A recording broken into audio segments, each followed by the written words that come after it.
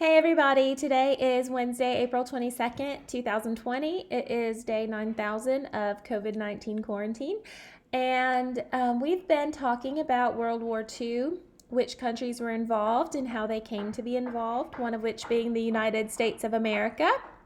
We learned in our live group time last week that America decided it was time to come out of isolationism and join the Allies after Japan attacked us at our naval base in Pearl Harbor, which is in Hawaii.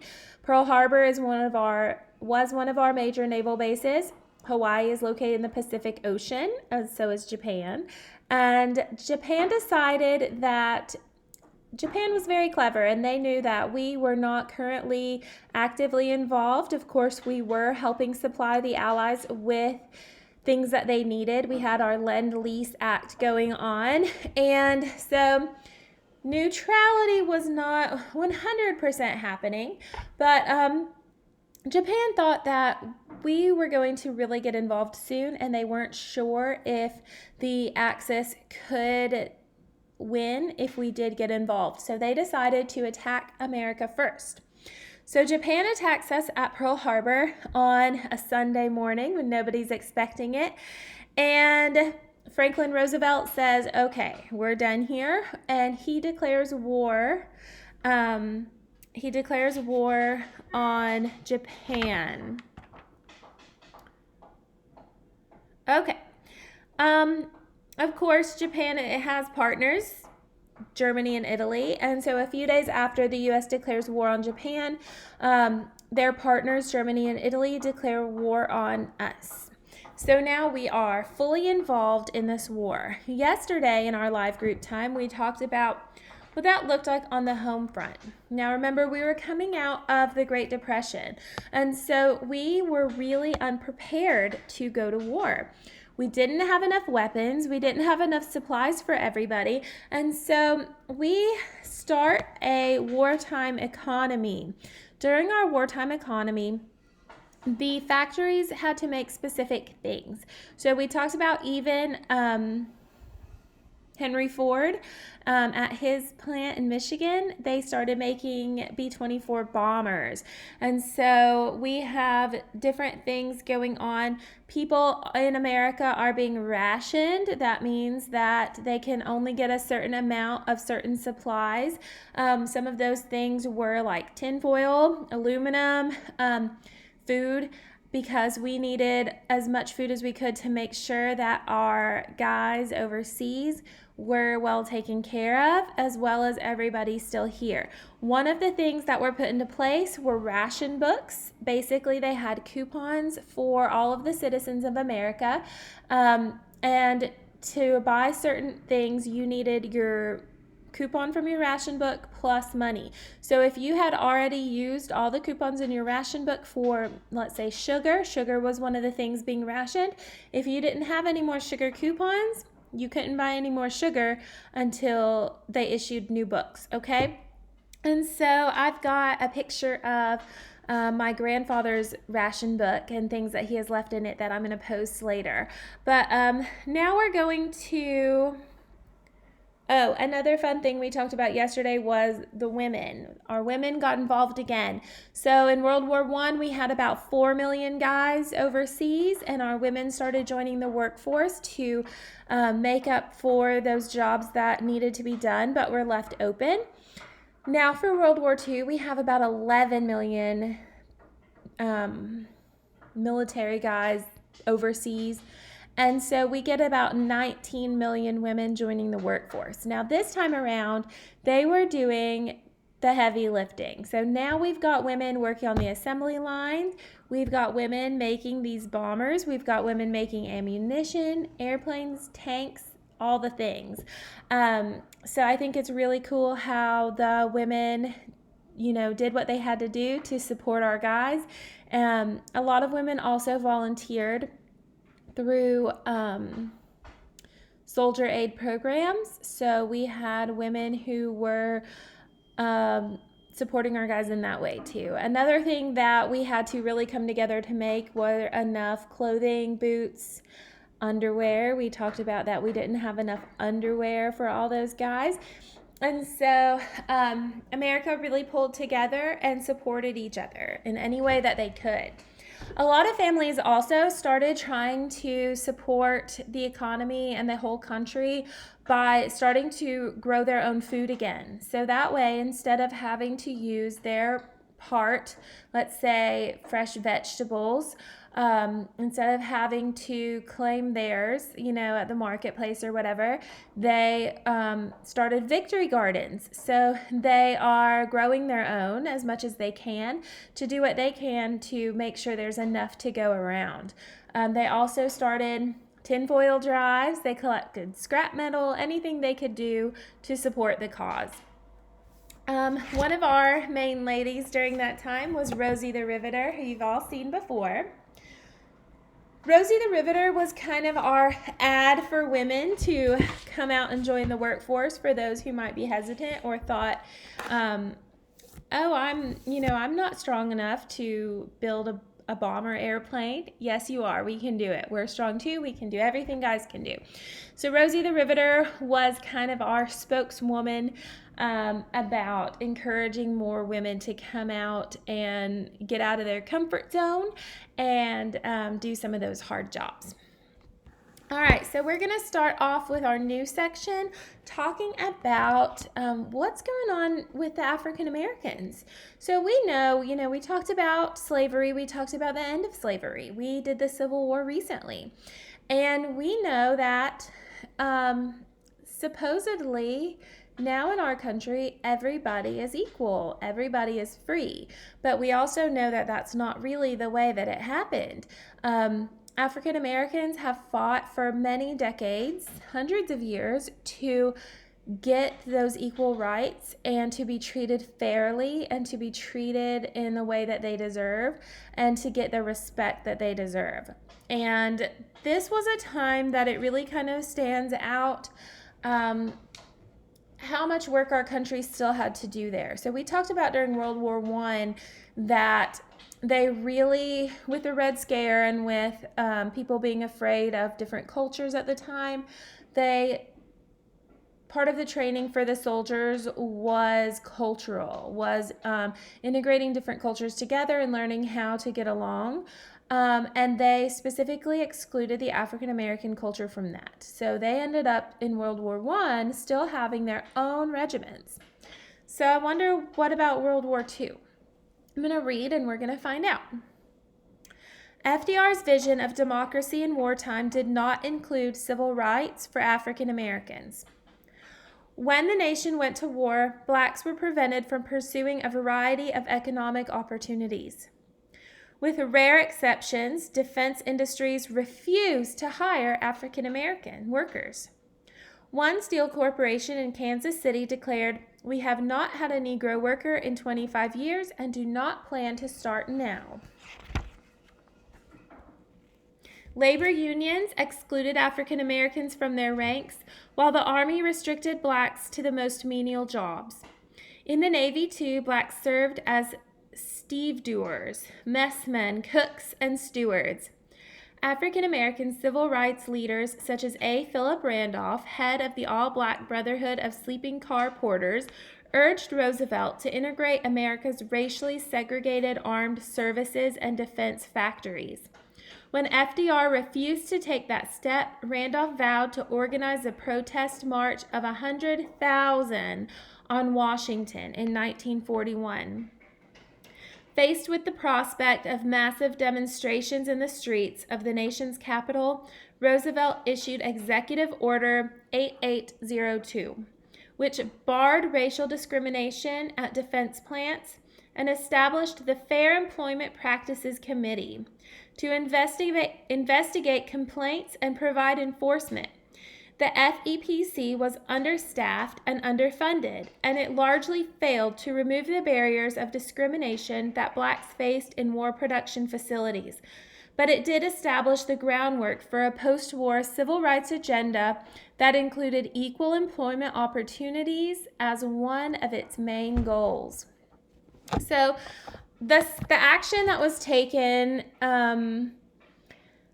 let me kind of summarize what all that means. So discrimination means that somebody either doesn't like you or won't let you, won't hire you, or won't allow you to do something based on something like your skin color, your religion, your culture, things like that. And so the African Americans were being discriminated just because their skin was darker.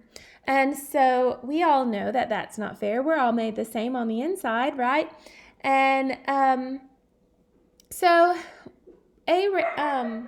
Philip Randolph approaches the president and he says, this isn't fair. You need, the defense plans are not hiring us just because of our skin color. The armed services are not allowing us to do our equal fair share and giving us adequate jobs just because of that, and you need to step in and do something. And at first FDR said, no, not ready to do that yet. So they organize a march of 100,000 African Americans at our nation's capital in Washington, D.C. And so FDR says, okay, you know what? We've got enough going on. I can't deal with all of these protesters coming to the nation's capital. Fine, I'll do something about it. So he sets up a committee that was intended to stop this discrimination in defense plants and in the armed services. It didn't really work. It didn't have enough money. It didn't have enough support, but it did kind of set that groundwork for what would come later.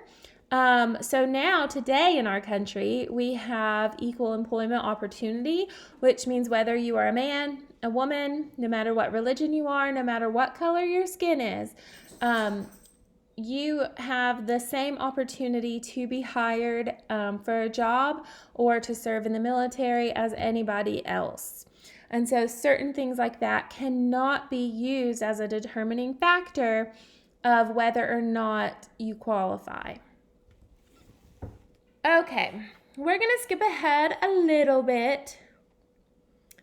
One thing that America did do to try to get the South more on board with equal rights, they put a lot of military bases in the South. And Black soldiers and sailors who had grown up in northern cities were unaccustomed to segregation and protested their exclusion from buses, movie theaters, and restaurants. A Black GI spoke for many of his peers when he remarked, "Write on my tombstone, here lies a black man killed fighting a yellow man for the protection of a white man." As increasing numbers of Southern blacks earned wages as servicemen of war production workers, they were able to break free of the cycle of dependency and indebtedness that prevailed under the sharecropping system. As the size of the federal government expanded during the war, the number of blacks working as federal employees increased.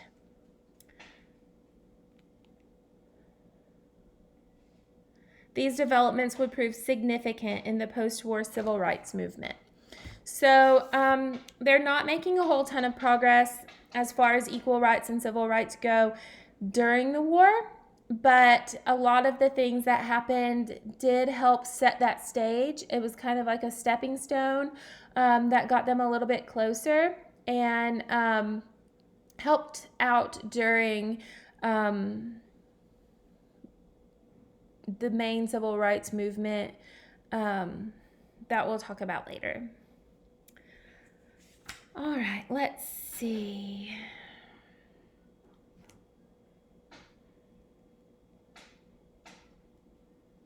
All right, so let's talk a little bit about Japan. Long-standing racial prejudice against Japanese Americans emerged in the wake of the attacks on Pearl Harbor. What that means is, just like in World War I, when a lot of German American immigrants were starting, or German immigrants who were American citizens were not being treated fairly. People were a little bit afraid of them. They might be being rude to them, those kind of things. The same thing is happening, but with Americans who immigrated from Asia, namely Japan. Nativists charged with little evidence that Japanese Americans had assisted Japan in the attacks on Pearl Harbor. So we've got a little bit of that paranoia going on again, that they're out to get us. They must be spies. They're helping. And that's not true. It might not be true. I mean, I don't know. They could have had a spy. But as far as we know, that's not true. And for the most part, for most of the people who were living here at the time, that was definitely not the case. FDR's advisors urged the evacuation of Japanese Americans from the West Coast. The president issued Executive Order 9066, establishing a war relocation authority that forced Japanese Americans to report to assembly centers and later moved them to relocation centers. The relocation centers were surrounded by barbed wire and guard towers, staffed by soldiers armed with machine guns. The United States detained more than 100,000 Japanese Americans, among them roughly 70,000 American-born citizens, in internment camps in the western United States. Many Japanese Americans lost their farms, homes, and stores. So because of that paranoia,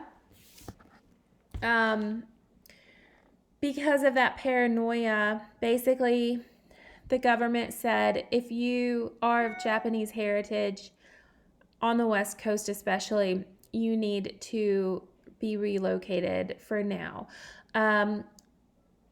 What they were doing, I'm not 100% sure. I don't know if they were worried for their safety. I don't know if they were worried that some of them might be spies, if they were just paranoid and not being trustworthy, but it definitely was not the best way to handle the situation.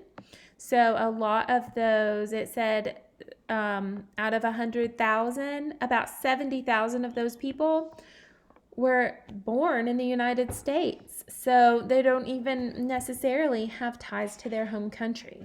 Their home country is the United States. And so it was definitely unfair and a little bit crazy. When the Supreme Court gave its stamp of approval to the internment camps, Justice Frank Murphy lamented in his dissenting opinion that it was one of the most sweeping and complete deprivations of constitutional rights in the history of the nation. I agree. So, basically, just because of their cultural heritage, our government took away their constitutional rights for a time, and it definitely impacted their lives a lot. The United States also rounded up some 14,000 German Americans and Italian Americans deemed to be security risks during the war. But detentions of Germans and Italians never came close to the government's wholesale relocation and imprisonment of Japanese Americans. The camps were among the greatest abuses of American citizens' constitutional rights in the 20th century. Many who were interned received reparations decades after the war, though these payments could not erase the consequences of an action still remembered with shame by the United States. So that means that, and remember, a decade is a period of 10 years. So decades later, the government says, yeah, you're right. We took away your constitutional rights. That wasn't fair of us. Here, we'll pay you.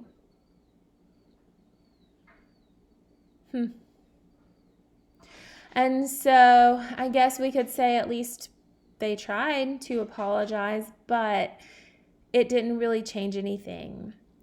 So it's definitely one of those things I hope that our country has learned from, to say that we can handle things in a better way.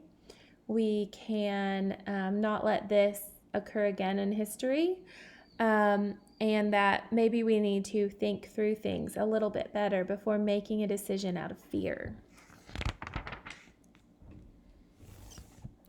Okay, war in the Pacific. 10 hours after the attack on Pearl Harbor, Japanese bombers also struck U.S. air bases in the Philippine Islands. Remember, the Philippines were a territory of the United States at the time. They were not a state. They just belonged to the United States.